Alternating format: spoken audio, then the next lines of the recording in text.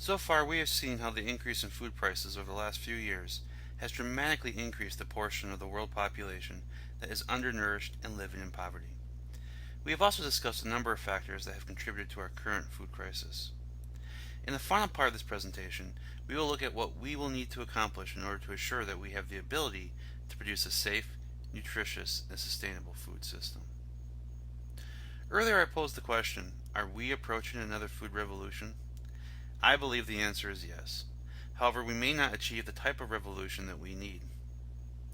One of the possible solutions, and for many the key solution, is the use of genetically modified organisms, or genetically modified crops. These are plants and crop varieties that have been genetically modified to provide for unique characteristics.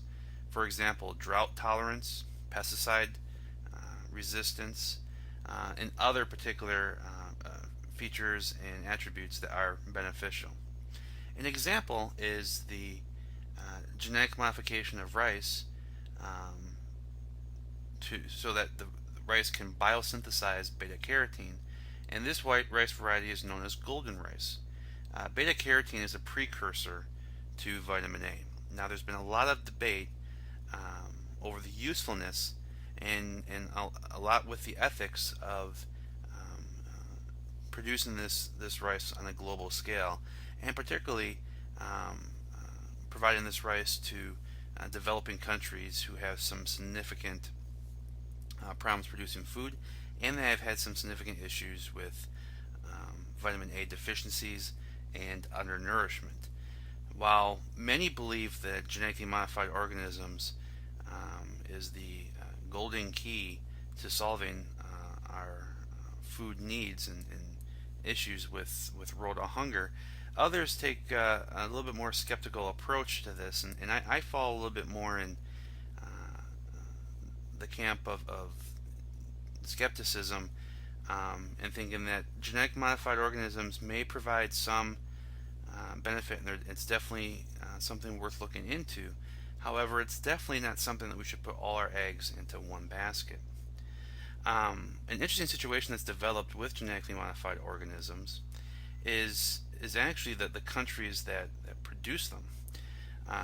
This map shows the countries that produce GMOs on a wide scale. The countries that are in solid yellow or yellow-orange produce GMOs. The countries that have the orange lines going through them are countries that produce GMOs on a smaller scale, and the countries with the orange dots are countries that produce GMOs in a purely experimental situation. Now, there are about 5 to 6 countries that produce 95% of the genetically modified crops. And what's interesting is the 23 countries that do grow GMOs are major exporters, while the 40 countries in need of food, in need of aid, do not produce GMOs. And what's even more interesting is recently a number of countries, including Zambia, have refused aid because of concerns over the safety and quality of the genetically modified foods.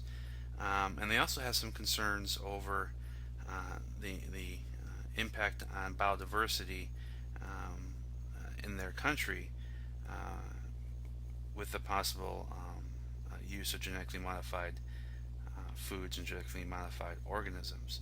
And so there's been a lot of debate out there as to whether or not countries who have significant needs with feeding their citizens should be picky with regards to what kind of aid they receive. And this is something that's been, as I've mentioned, debated intensely and probably will continue to be debated for years to come. And again, I believe the thinking that GMOs will save us is the case of putting all your eggs in one basket, and I don't see this as a useful or realistic approach to the global food crisis. Another potential opportunity or need will be to basically increase land the amount of agricultural land that we can farm. And again, there is a finite amount of land on this earth that we have, and as I mentioned earlier, um, it's estimated that there may be about another 500 million hectares of land that could be put into production. What's interesting is if you look at some of these numbers, the two portions of the world that have the greatest potential for increasing farmland is sub-Saharan Africa and Central South America. In sub-Saharan Africa, they have about 1.1 billion hectares of arable farmland, and only 17% is currently being used. In Central South America, they have about 1 billion hectares, and about 14% are being used. So these are the two portions of the world that have perhaps the greatest potential for expansion. However, there are issues with soil quality. There are issues with fertility in these regions, and there's some issues with how to go about expanding their farm production, their food production, that I'll get to in a moment. But if you look at, for example, China and India, where they have about zero point 0.2 billion hectares, you'll notice that they've already are using about 71 to 77% of their arable land, which again comes back to the point I made earlier about land grabbing. It's not a surprise that these countries are purchasing land elsewhere in the world because they are quickly running out of land for themselves within their own country to produce food. Europe and the United States are hovering near 50% utilization, and they have about 0.36, 0.38 billion hectares of land available. And again, FAO estimates that the world's arable land could be expanded by 500 million hectares at most. And this is under, again, careful land management. Coming back to my points about the ability to expand in sub-Saharan Africa and Central South America, this graph shows current national yields in grain. On the y-axis we have yield in tons per hectare, and the darker bars represent potential yield shown in plot demonstrations utilizing more of a Western agricultural practice, input intensive agriculture. And you'll notice that the current production could be increased significantly, but this is sort of a double-edged sword in that while we could increase food production to supply more food for, for example, in Uganda and Nigeria and Ethiopia, for the people who are living in poverty and those who are starving. The problem is, though, it may require practices that are not necessarily sustainable, and that down the road could produce some significant issues, whether it's with depletion of water resources for irrigation, or poor land quality, soil quality, that leads to erosion, degradation, to the point where yields start to tumble again. So this is something that increased production in this portion of the world should be taken with caution, and sustainable practices should be utilized wherever possible. Another need that we have that we'll need to closely examine in order to reach a more sustainable food system is to reduce the heavy inputs, the fossil fuel based inputs that we utilize today, the monoculture system that we have, and look at ways in which we can really maximize natural sources of energy to power our farm production. And again, the obvious location is solar energy. But this is going to be very challenging, and some argue that reducing the amount of monoculture, reducing input intensive agriculture, and switching to more organic farming, for example CSAs, community supported agriculture, is not sustainable in the perspective that you're not going to be able to produce enough food for everyone, and you're not going to be able to produce enough food on a large scale. And there's still a heavy debate out on this, and I believe there is some possibility, and I do think there's merit to organic farming and going back to more of a polyculture system to provide food for not only the United States but for the global community. But again, this would require reducing the amount of agricultural chemicals that are utilized, and that requires switching more to a polyculture method and using more natural pest control. Reducing the amount of fertilizers that we need, using more natural sources such as compost, animal waste, biosolids that are produced from wastewater treatment plants have the potential, though there are some issues with organic chemicals that are now found in, again, everything from animal manure to biosolids from wastewater treatment plants. But using more natural ways of building up nutrients in the soils will help to reduce our dependency on petroleum-based fertilizers. And with water, being more efficient, being more conservative with our water resources to maximize production but minimize loss in water resources.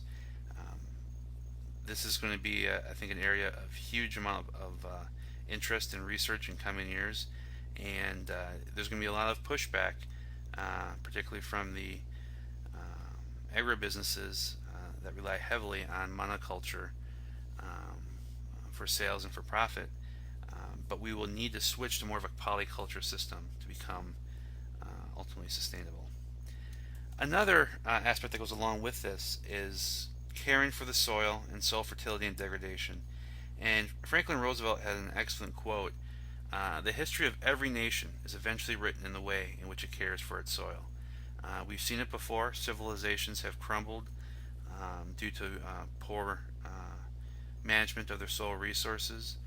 For example, some believe that the civilizations that once lived on Easter Island may have tumbled due to their poor management of soil resources. Here we have three different soils that are quite different. On the left we have a soil from the prairies of Kansas. In the middle we have soils from the Canasser Valley in Syria, and in the far right we have soils from the Kita district in Niger. And you can see that these soils differ in regards to the amount of organic matter that they have. The Kansas soil, which again is in the Midwest some of the most organic rich, nutrient rich soils in the world, is much more fertile than the soils in Syria and Niger. And so it's going to require careful management of soils in certain parts of the world if they're going to hope to be able to, one, produce food to maintain their people, their citizens, and two, to make sure that those resources aren't lost for future generations. Now, one interesting discovery in the Amazon are these soils known as the terra preta soils. And terra preta translates into black earth. And the soil that you see on the left is a typical Amazonian soil, and the soil on the right is terra preta soil. And you'll notice that the very dark color, organic, rich soil on the right hand side, which is much more fertile than the soil on the left. And what's interesting is the soil on the right was produced from previous Amazonian civilizations dating back to pre-Columbian, where they buried a lot of their waste, pottery, to over time build up the amount of organic matter in these soils. And these soils have an increase in nitrogen, potassium, phosphorus, all critical nutrients needed for plant growth. They have the ability to hold more water, reduce the amount of leaching that takes place, and these soils are basically a microbial reef system almost, that support huge microbial communities that further help with cycling of nutrients and providing nutrients to plants. And there's a lot of research going into looking at ways that we can recreate these soils. These terra preta soils have remained fertile for hundreds and hundreds of years, and there's a lot of research going into right now to looking at ways that we can basically recreate these types of soils in areas, again, such as South America and Latin America and into Africa. And also with regards to trying to offset global warming, something that if you haven't heard about it already, you'll probably be hearing quite a bit about is carbon sequestration, where we look at ways to sequester carbon into the soils and remove it out of the atmosphere. Again, another situation where it's not going to be the silver bullet that will solve the global warming issue, but it's definitely something that can potentially help combat that problem. But again, taking care of our soil resources is going to be critical. Now, in many parts of the world where we have urbanization, cities are growing, urban sprawl is taking up a lot of farmland. Something that we're going to be looking to is urban farming, utilizing spaces that we do have in urban areas to produce food. Right now, a lot of urban areas, for example, Charlotte, New York, Boston, those metropolitan areas are not major areas for producing food. They're major areas where obviously we consume food because we have huge populations. But we need to look at ways of producing food in non-traditional locations if we hope to expand our production. And urban farming is one possible way of doing that, where we perhaps not major 1,000-acre facilities, but smaller farms, a couple of acres in size, in abandoned city lots, or utilizing rooftops. Any location where additional food can be grown will help. And so urban farming, we will see, will be a significant initiative moving forward. Another sort of offset of this is also an example of urban farming is vertical farming. And vertical farming is it seems futuristic, but basically creating almost these skyscrapers and tall buildings that are used mostly just for farming and producing food. I think this is also something that we will see research and development, and in the future utilize as a source, as a method to produce food for the ever-growing population. Although these may not be traditional forms of producing food, we're going to have to look and expand into non-traditional methods if we hope to keep up with the rising population and rising demand for food. Another area of need and potential opportunity is more money in research and development, and not only increases or additional funding for research and development in agriculture, but also rural development, rural infrastructure. Many of these countries, if we improve their ability to produce food, while that may be great, if they don't have the ability to transport the food, get the food to the people who would be buying the food, the investment is not going to pay off. As you can see in this graph, on the x-axis we have several different locations. Developing countries and high-income countries are sort of grouped together, and then more specifically we have sub-Saharan Africa, Latin America, and the Caribbean, and Asia and Pacific. And on the y-axis we have average annual growth in research and development spending. And you'll notice that in the 70s and into the 80s, all these countries had a significant investment into research and development spending. Now, it's important to note that, for example, between 1976 and 1981, it appears that in the Asia Pacific and Latin American, Caribbean, and the developing countries, it appears that they invested more than the high-income countries such as the United States. Again, this is average annual growth. If you look at a pure dollar amount, countries such as the United States have definitely put in far more amount of money in research and development than other portions of the world. But as a portion of their abilities, as a portion of their spending, and just in terms of the from year to year the additional amount that they invest, some of these other portions of the world are definitely putting in more of an effort to improve their agricultural systems. And if you look at between 1991 and 2000, there was actually a decrease in the high-income countries, including the United States, in research and development spending. And this is something of significant concern. Although a lot of money is being invested right now for the development of genetically modified foods, again, as I mentioned, we can't put all our eggs in that basket. We need to look at improving and maximizing soil resources, maintaining their fertility, and maintaining their quality for future generations. We need to look at additional methods such as urban farming to be able to produce food. Improvements in technology for water efficiency, for example. And again, parts of this do rely in development of genetically modified foods potentially, but that's not something that we can rest on fully. Another aspect of this that is sort of scary is that particularly in the United States, agricultural colleges across the country, their programs are struggling. My master's and my graduate work at Kansas State University, University of Georgia, was in agronomy, and both of those programs, as well as programs across the country, are competing with more attractive majors, or as perceived as more attractive majors, such as business and communications and computers and journalism.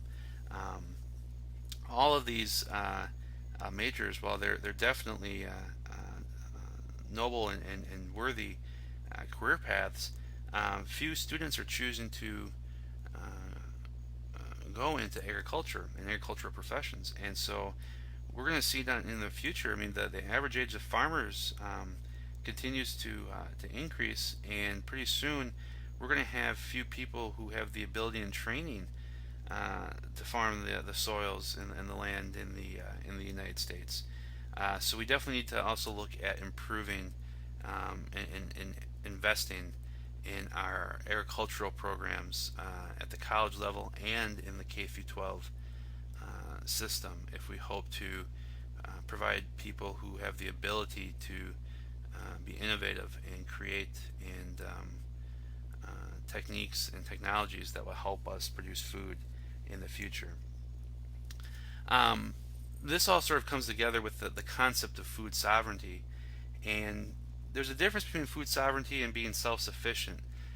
Many countries, it's just not economically feasible to be self-sufficient. It's just not possible. But food sovereignty it is a move towards a combination of developing the infrastructure and the farming systems in these countries rather than just simply providing straight food aid. Recently at the G8 summit that was held in Rome, Italy, a number of countries stepped forward, including the United States, to pledge significant aid for the developing portions of the world where the food crisis has been particularly harsh. And what's positive, what's hopeful, is that the food aid is going to come more in terms of infrastructure development and building their agricultural systems rather than simply just providing food. While that is a short-term need, we certainly shouldn't turn away providing food for those who are desperately hungry. If we don't help to build up their agricultural system, this is going to be a ongoing problem. But food sovereignty also goes a little bit beyond simply building up agricultural systems within these countries, and also providing reliable food sources, whether it's in other countries or neighboring countries, so that there is a reliable source of food, and they don't have to worry about massive shortages when countries, for example, begin to hoard food and keep from exporting. And so food sovereignty goes beyond just simply investments in infrastructure, agricultural infrastructure, rural infrastructure within these countries. It also goes into making sure we have fair trade systems, and that we, in part, in order to get to a point of food sovereignty, we're going to have to reevaluate our subsidies programs in the developed portions of the world, because well, as long as we have subsidies for many of these countries, it's cheaper for them to obtain food from the United States than it is for people to buy food from their local farmers. So this is something that will definitely need to be looked at. But there is some hope. We have to consider the social impacts of our food system and go beyond just providing money, providing food on a short-term basis. And the final and perhaps most daunting challenge is to change the food culture. And arguably, this is something that the developed portion, industrialized countries of the world need to focus on. Right now, we are used to being able to buy food at any time of the year. I can go to the store and get raspberries, whether or not they're in season. And so we have to take a close, careful look at how we eat. There was a recent documentary that's come out, directed by Robert Kenner, Food Inc., that looks at a lot of these issues and highlights some of the issues within our food culture that we need to look at. And this is not easy. It's very tough to push for change in human behavior. This requires not buying foods or when they're not in season, and buying more organic. Again, the director of Food Inc., Robert Kenner, made an interesting comment and quote where he said that we vote 3 times a day when we purchase foods for breakfast, lunch, and dinner.